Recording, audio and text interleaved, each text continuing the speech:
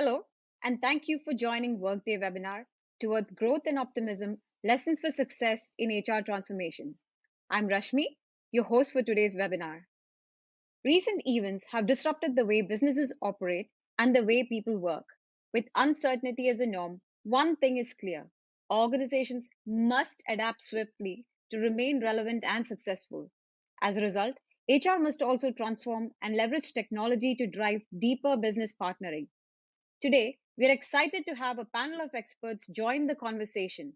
They will share with us how HR teams are changing the ways they support the workforce and measuring business impact as they undertake HR digital transformation. Before we begin, there are some things to keep in mind. Please be advised that this webinar is being recorded. All attendees will be placed on mute.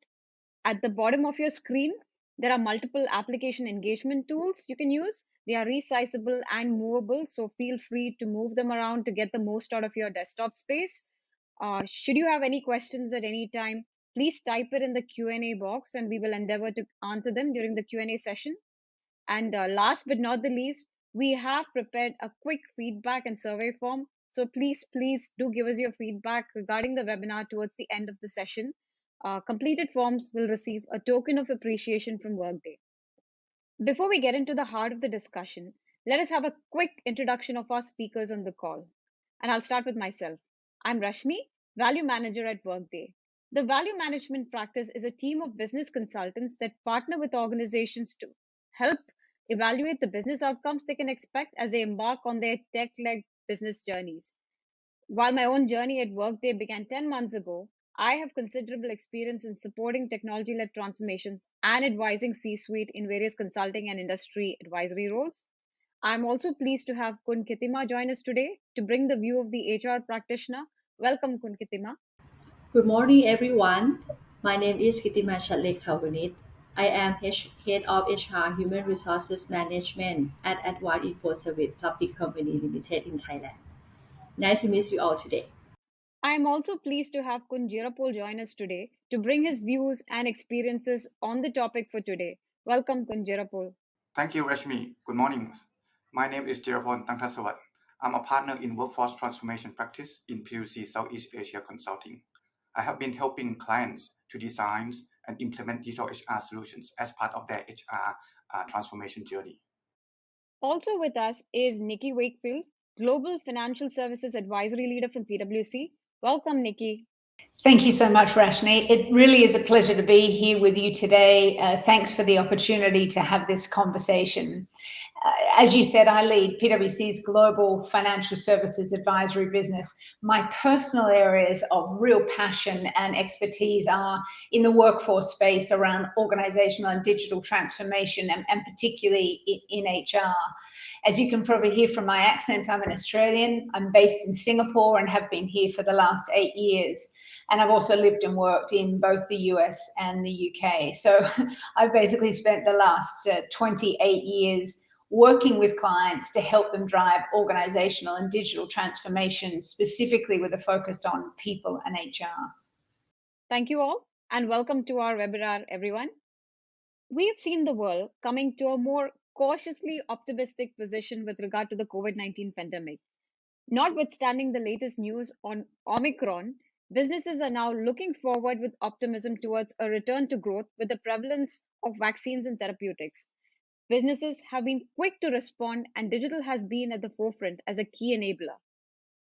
But this hasn't been an easy journey for organizations and businesses. Workday recently commissioned a study of CHROs, and the results were quite interesting. It showed that managing and engaging a remote workforce, which has been feeling increasingly burnt out, is proving a difficult challenge. Driving operational efficiency is an area of strong focus, and to achieve that, managing employee productivity is a key factor. Not having the right people is a key inhibitor to their growth strategy, as businesses have said. Now, all of these point towards having a stronger, more engaging employee experience. And right at this point, I would like to bring in Nikki.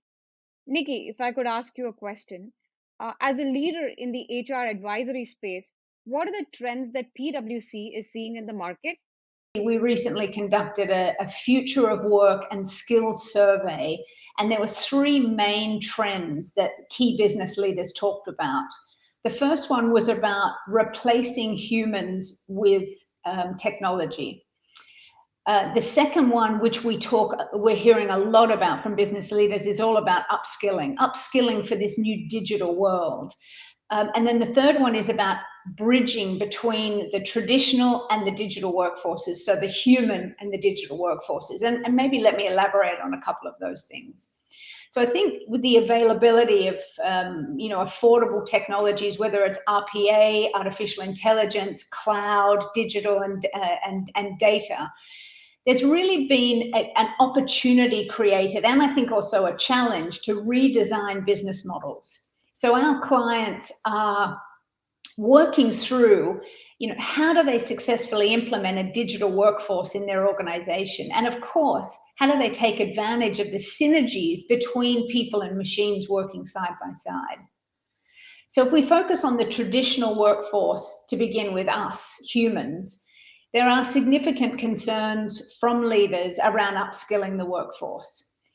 In order to both master working in this new digital environment from a technology perspective, but also beyond that, moving people beyond the traditional process type skills and capabilities to what we call the really human skills and capabilities like collaboration and more complex problem solving. So the survey showed that barely 25%, barely 1 in 4 business leaders really have a good grasp of what these future skills are all about. And our recommendation is that business leaders now need to start thinking about what are these skills that are required.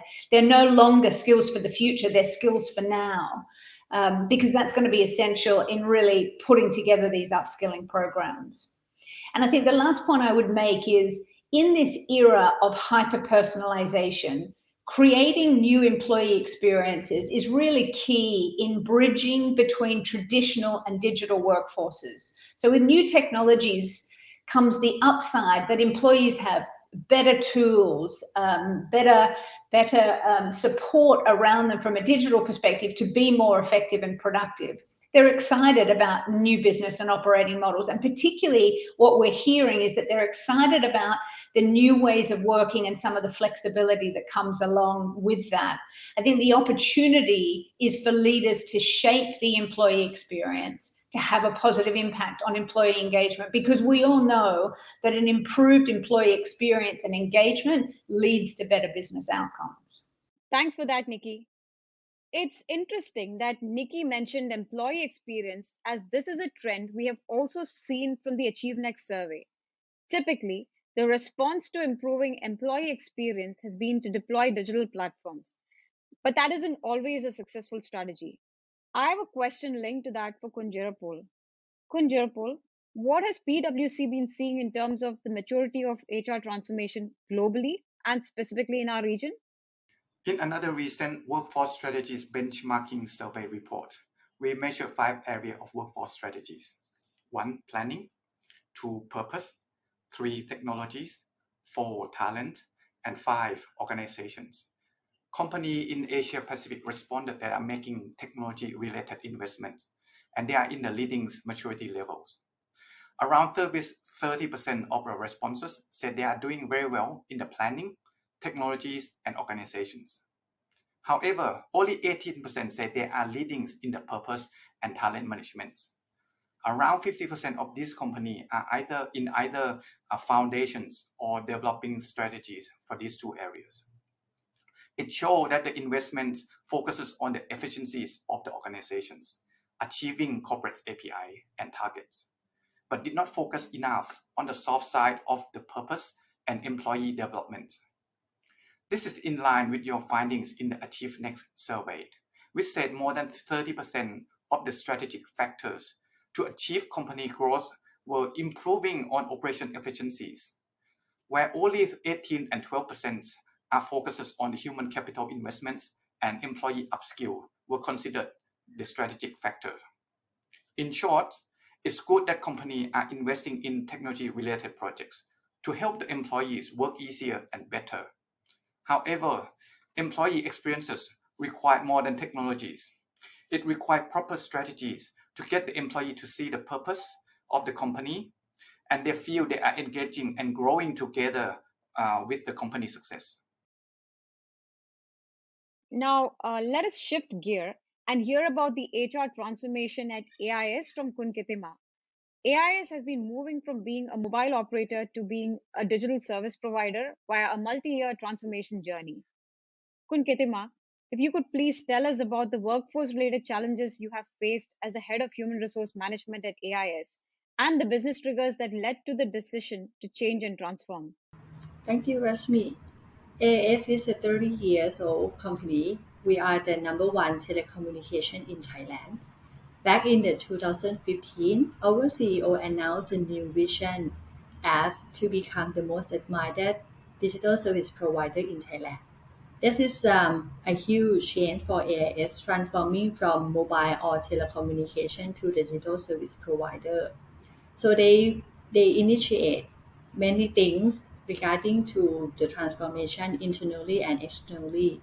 Internally, we are found on two key challenges within AIS for during the transformation. The first one is to release ourselves from the from the mindset as we are the number one and very successful for the in the past 30 years. It has become the barrier for us to block us from moving forward to the future as we are very successful and we are number one, so we are stuck with the not developing our new idea and also tend to apply the same method in doing the business. This is also a big blind spot for all the organization to lose the opportunity to your competition opportunity in the market. This is the first one. On the second challenge, this is related to the HR department. From the perspective of the HR nature of work, it is perceived as a support function, not on the business partnering. So the people strategy has not been applied. So if HR itself we cannot disrupt ourselves, it's also very difficult for us to disrupt the organization as well. So during the transformation, we have the quite a tough journey. Executive and also the top management initiate so many things. Our CHRO also initiate the new digital service or the new digital life cycle for our employee to enhance their digital life bit by bit.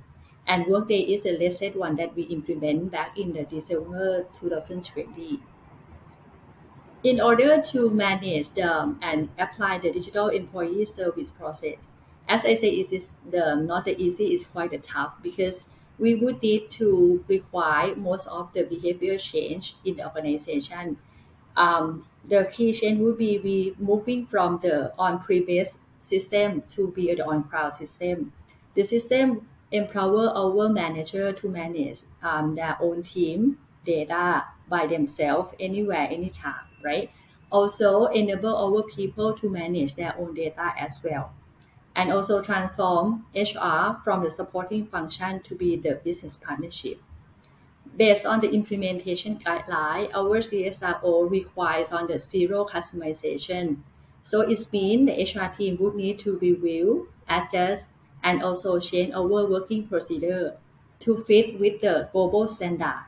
So this is really emphasize that we adjust ourselves to the platform, not make the platform fit our not make the platform fit our people, right?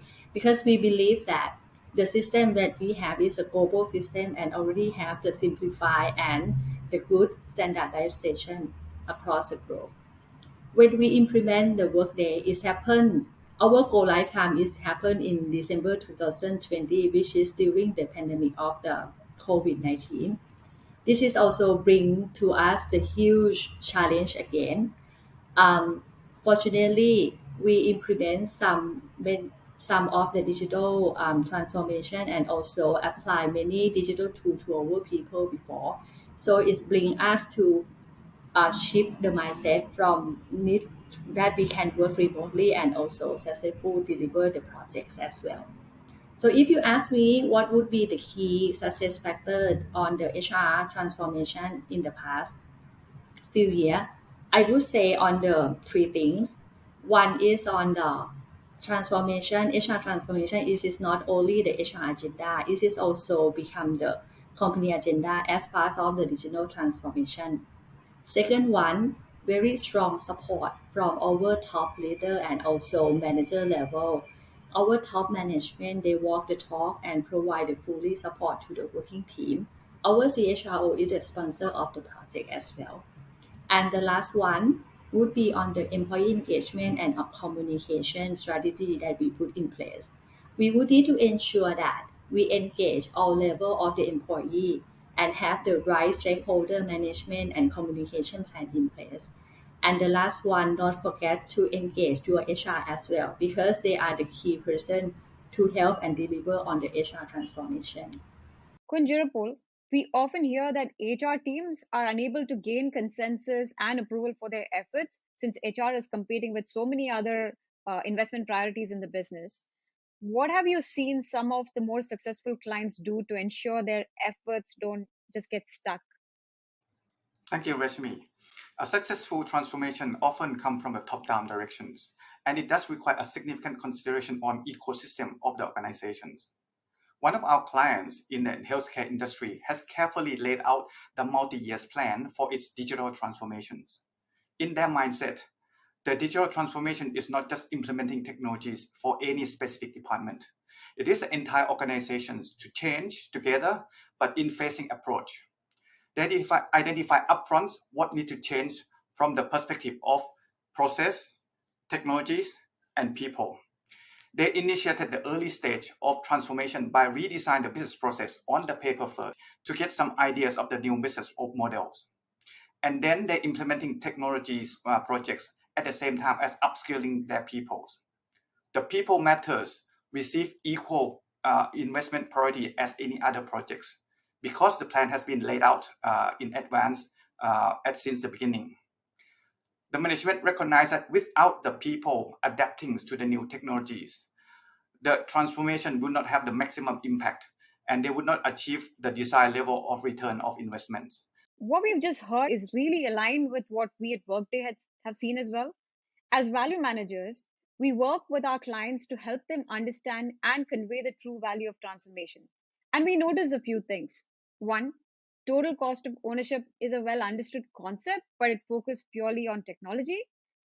HR can tend to be fully HR focused, especially in the areas of efficiency by automating manual activities that may be consuming much of their time. However, the key to successfully gaining consensus for the HR transformation agenda really lies in how closely it can be tied to the goals and objectives of the business. So it's about making it not just the HR priority, but also a business priority. And listening to the case of the healthcare client that Kunjarapol just spoke about, it gives us more evidence for that. Kunjarapol, what changes are you seeing as part of the process of execution or implementation? And have customer expectations changed from transformation partners such as PwC? We have always shared the lesson learned from our global Workday implementation projects.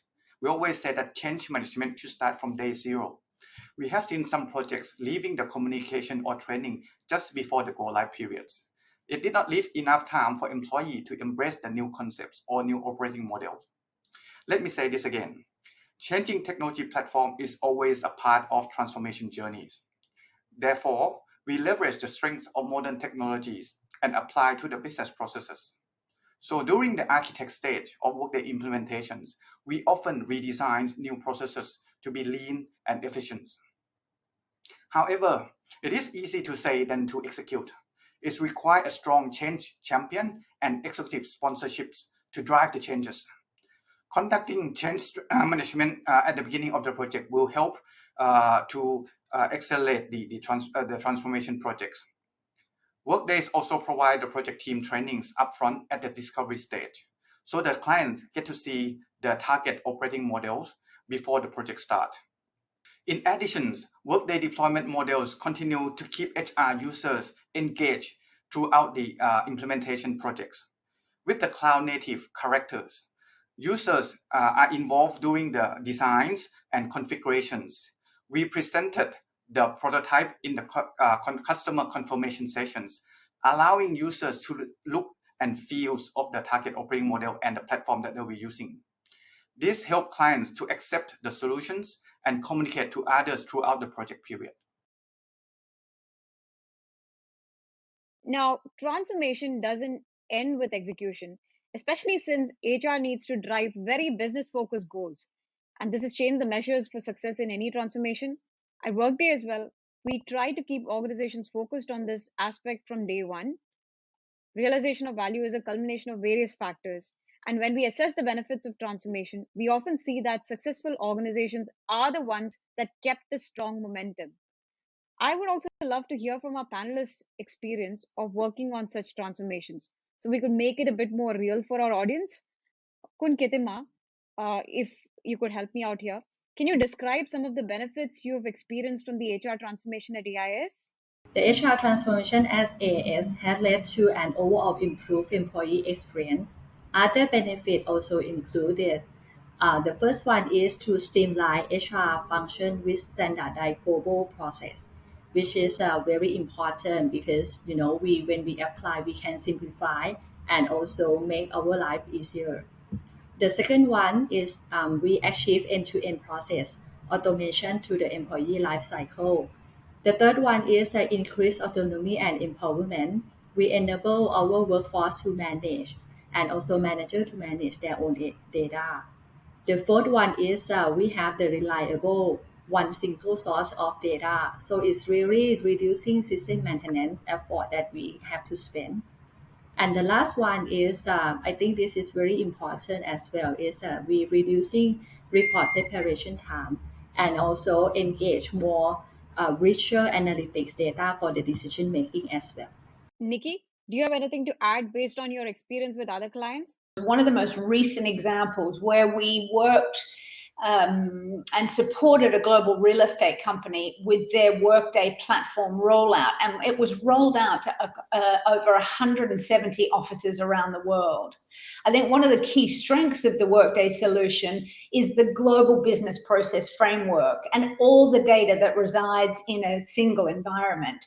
And in phase one, our team was very much focused on the global process design, the global templates that were pulled together to serve all 170 offices.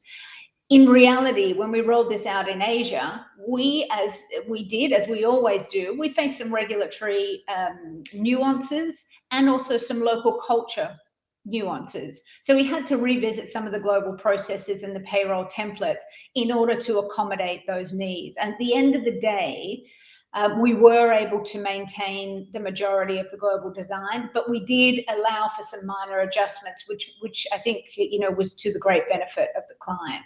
Thanks, Nikki and Kun Ketima. We also see similar metric results from many of our other customers as well, right? From automation and process, providing the strategic shift for HR in terms of focus, as well as improvements to employee engagement. All these go way beyond the conventional factors of TCO and efficiency that organizations might typically focus on as hard benefits. In fact, the real value of the transformation comes from how this aligns with the overall direction of the organization. On that note, Kun Ketima, how do you see the role of HR evolving with new technology and into the future? The HR role has been redefined due to the changing world.